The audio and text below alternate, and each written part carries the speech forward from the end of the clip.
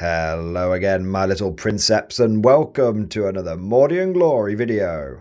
In today's episode, I will be taking you through, step by earth-shaking step, my Tournament Titan army list.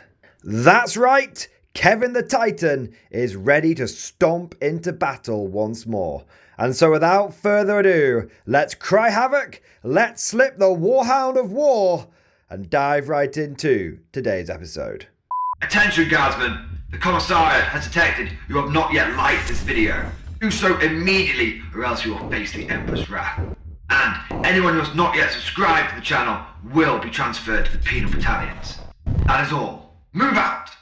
As is tradition, I want to start off with just a little bit of context behind this army list. What is going on here? Well, my local store, Just Play in Liverpool, highly recommended, definitely check them out, runs a lot of tournaments. And at the end of each year, they like to run a big Christmas special. Now, the vibe with these end of year tournaments is to not try hard it too much. Instead, come down with something fun and fluffy and just have a bit of a social rather than a bit of a Shark Tank. And this year's theme was very simple. Take the biggest, stompiest, craziest stuff that you could. And well, in my humble opinion, I don't think things get bigger and crazier and stompier than a goddamn Titan. A goddamn god machine. And so with that little bit of context provided, now let's dive into the list. And I think, of course, we have to start off with the big lad himself. It's Kevin the Warhound Titan.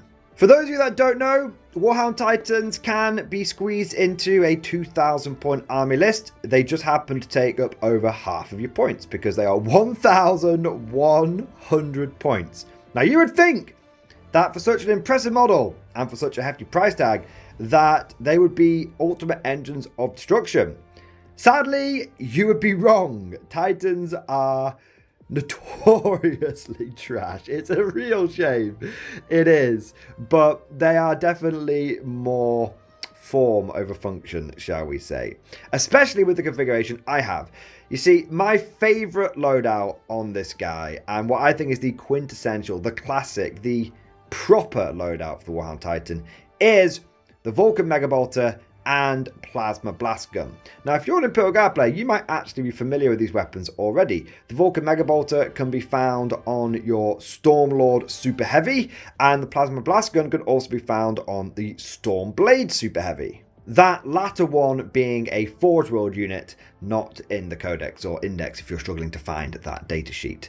Now, the Vulcan Megabolter fires 20 shots, strength 6, -1, damage 2 with sustained hits 1. That's pretty good firepower, but that damage 1 does kind of screw it over a little bit because, well, if the enemy's in cover, then the AP1 doesn't mean a huge amount. But with ballistic skill 3+, and with its impressive rate of fire, it can actually lay down a lot of damage.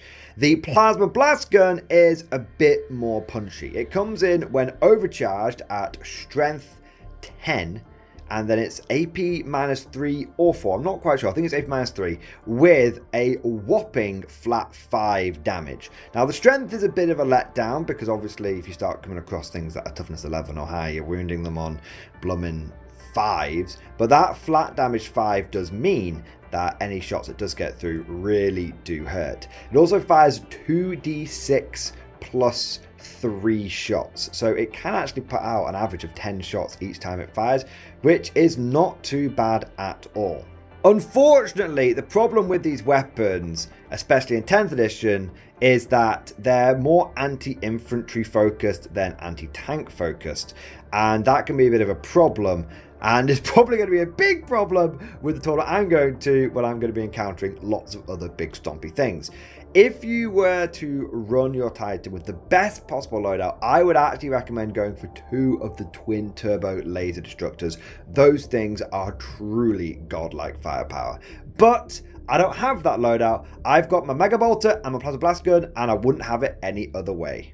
The big issue with the Titan, though, and what makes it kind of a bit of a difficult unit to use effectively is not only does it take up a huge amount of points, but it's actually surprisingly not that durable.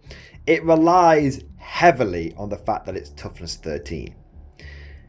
It's got 40 wounds as well, but it's a 2-up armor save, and it's only got a 5+ invulnerable save, and that invulnerable save is only against ranged attacks as well. It's essentially got a similar defensive profile with just a lot more wounds to an Imperial Knight. You would think that a Titan would be able to stride across the battlefield and take all damage that is thrown into it, but I have had this guy completely one-shotted on more than one occasion, both ranged and in melee situations. In fact, the last time that I used Kevin, he got one-shot popped by Angron. Although, I can't be too angry about that. I mean, it is Angron at the end of the day. Now that just about covers what the Titan can do, but before we move on to the rest of the army, I do want to do a special shout out and a thank you. You see, the only reason I have this Titan is thanks to the amazing Mordian Glory community. It was actually a gift from them. And I want to shout out Akashareka, Campbell, Cosmic Drew, Charles B, Frosten, Jordan Freeman, Eld11 TriStar, Lord Prayer, Itzby Marco, and Ravenga, because they all came together and they bought me this genuine Forge World Titan as just a big thank you and just a gift. And I think we can all agree that is an amazing gesture. So make sure we get lots of 07s, lots and lots of praise down the comment section for the Princeps of the Mordian Glory channel. And a shout out to Parabellum Painting Services, who was the guy that actually commissioned painted this thing as well. And whenever I get this Titan out, I always like to do that special thank you, because this is one of the most generous things I've ever received. So lads, once again, thank you for Kevin, thank you to Titan, and thank you for being the best and most magnificent bastards out there. But let's have a look at what else is in this force. It's a lot of infantry. Now you might be wondering, why have I gone for so much infantry? Why not go for some more firepower? If Kevin's firepower takes a little bit of time to warm up, why not go for some damage dealing? Here's the thing, Kevin can get the job done, he just needs time to do that job, to do the damage to the enemy army. And in a game like 40k, where the boards are a little bit smaller, they're not on that 6x4, you know, they're on the, what is it, 66x44, whatever it is entirely possible for people to run across the board and charge you in turn 1. And we need to try and stop that from happening. And so these lines of infantry are basically screening lines. They are deployed in a manner that makes sure that Kevin is protected at all times from any possible charging threats, and they just allow him to keep those guns firing. I'm not going to lie to you, these infantry are 100% disposable. And in that vein, with that thought in mind, when it came to picking the kinds of infantry I went for, there was only one real choice. The Death Corps of Krieg. Yes! Freshly painted Death Corps of Krieg.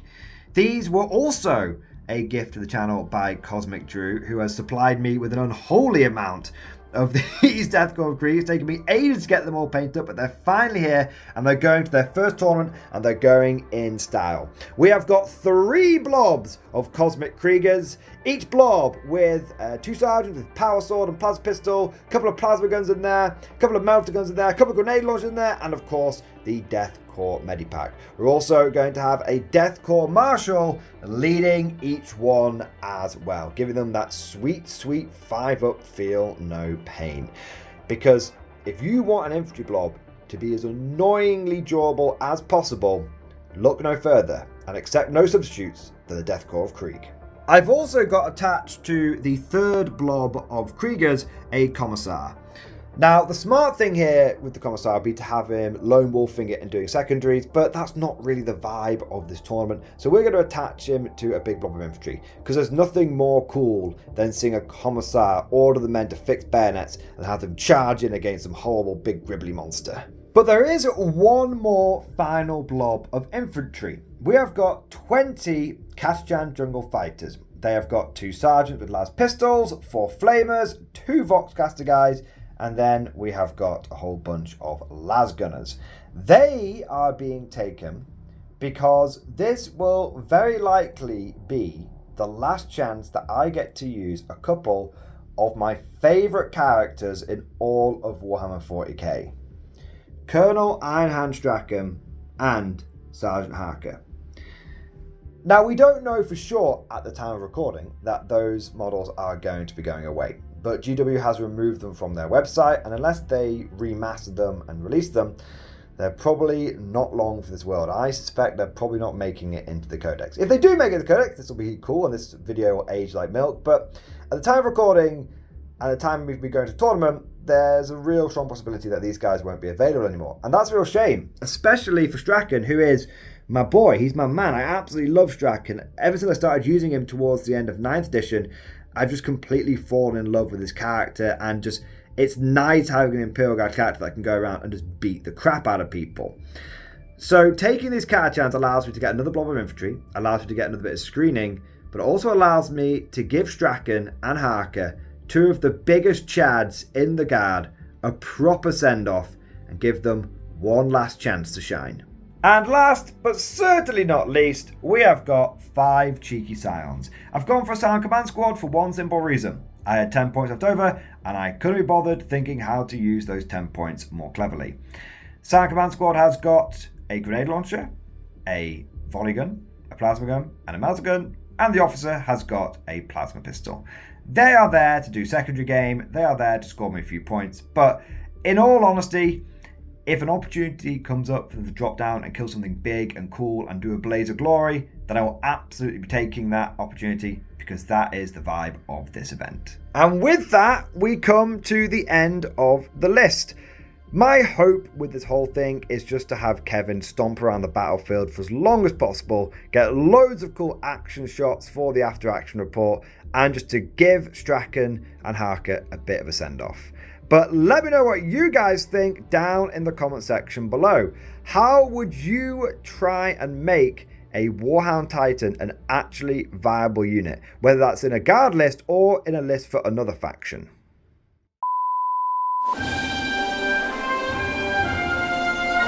Would you like to know more?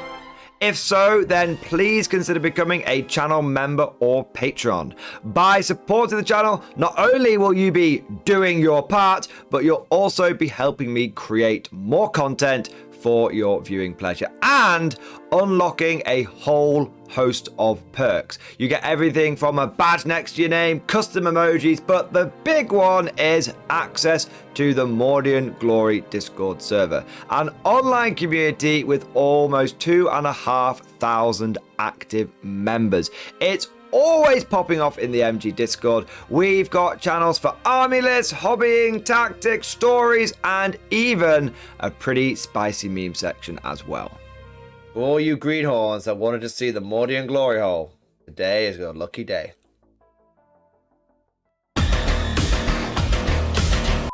And joking aside, I do want to say a massive thank you to all of the current channel members and patrons. You guys are amazing, truly the lifeblood of the channel. I could not do Mordian Glory full-time without the incredible and generous support of my members, so thank you guys so much. And last but certainly not least, I want to say a personal thank you to all of my top tier Patreons. These are the War Masters, the people who have truly gone above and beyond the call of duty. So a heartfelt thank you to Alex Dengal, Bonbon Vert, Lord Pryor, Mark Panconi, RJ Scorpion, Swordfish Trombone, Try Again Bragg, John Stubbs, Nick Walsh, Diesel Fox, and August Barney. Seriously guys, thank you from the bottom of my heart. Your support is incredible and it makes a huge difference. Thank you so much. That's all for now. Hope you've all enjoyed today's video, and of course, as always, see you guys next time.